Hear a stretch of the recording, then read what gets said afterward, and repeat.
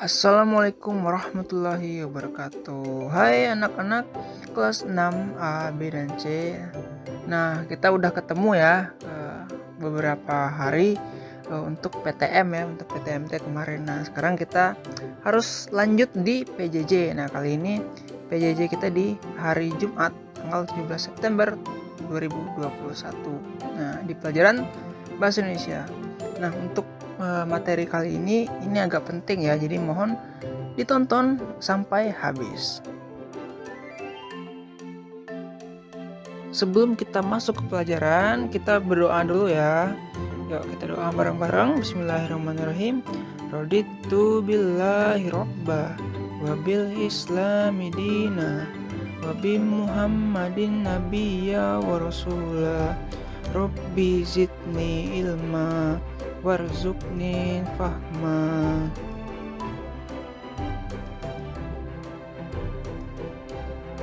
Untuk kompetensi dasar di pelajaran bahasa Indonesia yaitu 3.2 menggali isi teks penjelasan atau eksplanasi ya ilmiah yang didengar dan dibaca. Lalu untuk yang keterampilannya nih, menyajikan hasil penggalian informasi dari teks penjelasan atau eksplanasi ilmiah secara lisan, tulis, dan visual. Nah, teks penjelasan atau bisa dibilang juga teks eksplanasi adalah teks yang memberikan informasi mengenai proses dan sebab akibat suatu fenomena terjadi, seperti fenomena alam, sosial, atau budaya. Nah, tujuannya ada teks ini itu buat apa?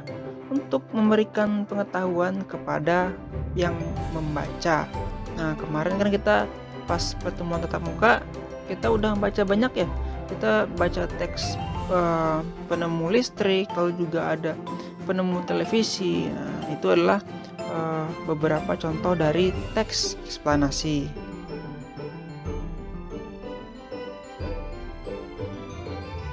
Ciri-ciri teks eksplanasi yang pertama itu berisi suatu informasi. Nah, kalau kita lihat teks yang kita baca kemarin itu tentang penemu listrik ya. Nah, di situ kan kita jadi tahu ya penemu listriknya siapa dan awalnya seperti apa gitu. Lalu yang kedua bersifat non-fiksi. Nah, non-fiksi ini maksudnya berdasarkan fakta dan kenyataan ya. Nah, beda dengan fiksi. Kalau fiksi itu ceritanya karangan atau buatan saja ya dan tidak nyata. Nah, kalau non-fiksi itu artinya fakta dan berdasarkan kenyataan gitu. Lalu yang ketiga, berisi penjelasan kepada pembaca. Nah, untuk strukturnya yang pertama itu ada pernyataan umum ya. Lalu yang kedua ada deretan penjelas dan tiga interpretasi penulis. Nah, pernyataan umum ini adalah awal mula terbentuknya teksnya. Jadi paragraf pertama biasanya diawali dengan pernyataan umumnya, latar belakangnya gitu.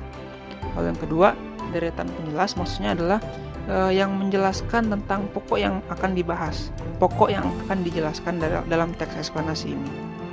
Lalu yang ketiga, interpretasi penulis. Interpretasi maksudnya adalah penafsiran atau pendapat, bisa dibilang pendapat penulis setelah mengulas atau menjelaskan tentang teks tersebut. Nah, untuk selengkapnya dan lebih jelasnya kita bakal lihat contoh di slide selanjutnya. Nah, ini adalah salah satu contoh yang Bapak ambil dari buku ya. Nah, kalian bisa lihat contohnya ini di tema 3, buku tema 3 ya, subtema 2 dan di pembelajaran yang ketiga. Nah, itu ada teks yang judulnya asal-usul lampu lalu lintas. Nah, di sini di paragraf pertama, Bapak bacain ya. Orang yang pertama kali menemukan lampu lalu lintas adalah Gareth Augustus Morgan. Penemuannya diawali ketika suatu hari ia melihat tabrakan antara mobil dan kereta kuda.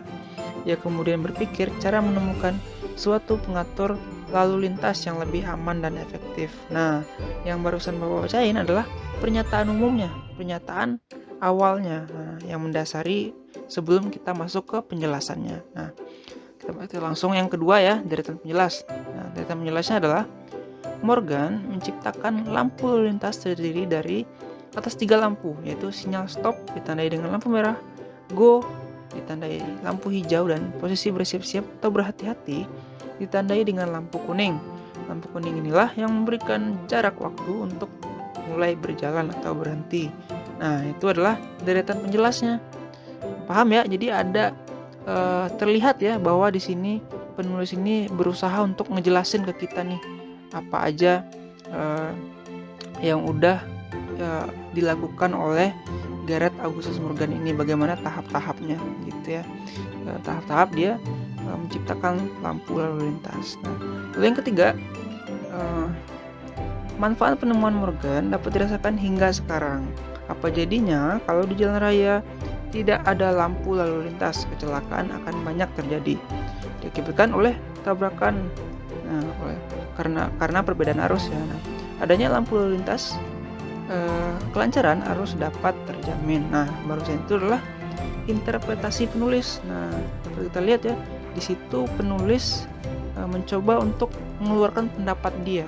Nah, setelah di awal tadi dia memberikan pernyataan yang akan dibahas apa, lalu di paragraf kedua dia menjelaskan bagaimana sistem yang dibuat atau diciptakan oleh Gareth Morgan ini. Lalu selanjutnya diakhiri dengan pendapat dia, nah, gitu ya, di bagian interpretasi penulis di paragraf yang ketiga. Selanjutnya ada kosakata baku. Nah, ini sebenarnya udah pernah kita bahas, tapi nggak apa-apa, kita ulas lagi aja karena ini masuk bagian penting ya, terutama nanti pas ujian bakal masuk soalnya. Kosakata baku adalah kosakata yang sesuai dengan Pedoman Umum Ejaan Bahasa Indonesia atau PUEBI. Nah, contoh kata baku nih, di sini ada produk, jadwal, sangat. Nah, ini ada 3 kata ya, Bapak ambil contohnya. Lalu contoh tidak bakunya adalah produk, jadwal, dan banget. Nah, itu perbedaannya ya. Jelas perbedaannya di sana. Kata tidak baku adalah terlihat bahwa kata yang tidak sesuai nih dengan bahasa Indonesia yang baik dan benar, gitu ya. Lalu yang kedua ada kalimat efektif. Nah, kalimat efektif adalah kalimat yang disusun dengan baik, jelas, tepat, dan mudah dipahami pembaca. Nah, contoh kalimat yang efektif dulu ya ini. Televisi adalah salah satu kebutuhan penting bagi manusia saat ini. Nah, lalu contoh yang kedua yang tidak efektif adalah televisi adalah merupakan salah satu kebutuhan yang paling sangat penting bagi manusia. Nah, di situ ada kata yang harus kita buang ya. Yang pertama, kata merupakan atau adalah. Kita pilih salah satu, mau pakai adalah atau mau pakai merupakan. Nah, pilih salah satu ya. Karena kebanyakan jadi nggak efektif. Lalu juga ada kata paling sangat. Nah, itu boleh dihapus dua-duanya atau pilih salah satu agar jadi lebih singkat dan efektif ya, tidak boros akan kata gitu. Sekarang kita masuk ke latihan soal. Nah, latihan soal kalian bisa buka buku tema 3 di subtema 2 dan pembelajaran 3, masih di teks yang sama ya, teksnya tentang yang berjudul asal-usul lampu lalu lintas. Nah, latihannya sama waktu kita PTMT, masih ingat? Kita menemukan informasi. Nah, tugasnya adalah temukan informasi di tiap-tiap paragrafnya. Informasi penting apa yang kira-kira bisa kamu ambil di paragraf 1, paragraf 2, 3, dan 4. Jadi ada 4 ya tiap-tiap paragraf. Jadi ada 4 informasi penting yang harus kalian buat gitu ya.